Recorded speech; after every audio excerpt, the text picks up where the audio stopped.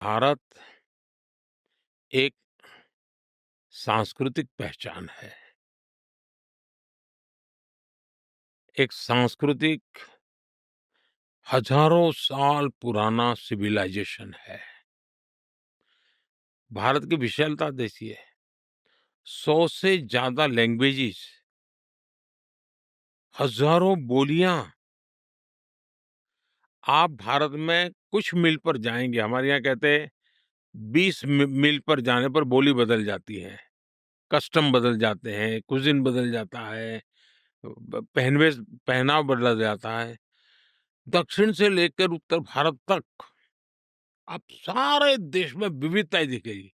लेकिन जब थोड़ा और गहरा जाएंगे तो आपको एक तंतु मिलेगा। जैसे मैं कहूँ, हमारे यहाँ भगवान राम की चर्चा हर मुंह से सुनने को मिलेगी, राम का नाम हर जगह पे सुनने को मिलेगा। लेकिन अब आप देखेंगे, तमिलनाडु से शुरू करेंगे, जम्मू कश्मीर तक जाएंगे, आपको कोई न कोई व्यक्ति मिलेंगे जिनके नाम में कहीं न कहीं राम होगा।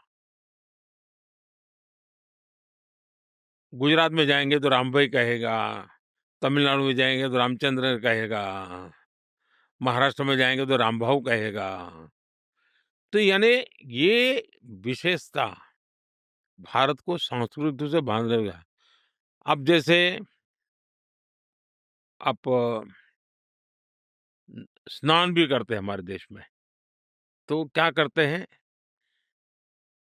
स्नान तो वो बाल्टी वाले पानी से लेते हैं, लेकिन गंगे च यमुने चैव गोदावरी सरस्वती, यानी भारत के हर कोने की नदियों का स्मरण करके मैं उस नर्मदे सिंधु कावेरी जलेस्मिन सन्निधिम करो, अरे सभी नदियों के पानी से मैं स्नान कर रहा हूँ। पूरे देश का हमारे यहाँ संकल्प की एक परंपरा होती है। कोई भी काम करे, पूजा हो तो संकल्प और आप संकल्प को बड़ा हिस्ट्री लिखी जा सकती है। यानी किस प्रकार से डेटा कलेक्शन मेरे देश में होता था, शास्त्र कैसे काम करते थे, बड़ा यूनिक वे था।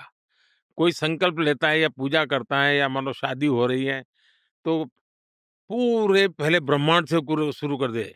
जम्बू द्वीपे, भरतखंडे, आर्यवर्त से शुरू करते करते करते गांव तक आएंगे, फिर उस परिवार तक आएंगे, फिर उस परिवार के जो देवता होंगे उसका स्मरण करेंगे।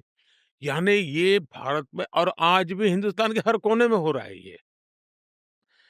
लेकिन दुर्भाग्य, वेस्टर्न मॉडल क्या रहा, दुनिया के और मॉडल क्या रहा कि वो शासकीय व्यवस्था के आधार पर ढूंढने लगे।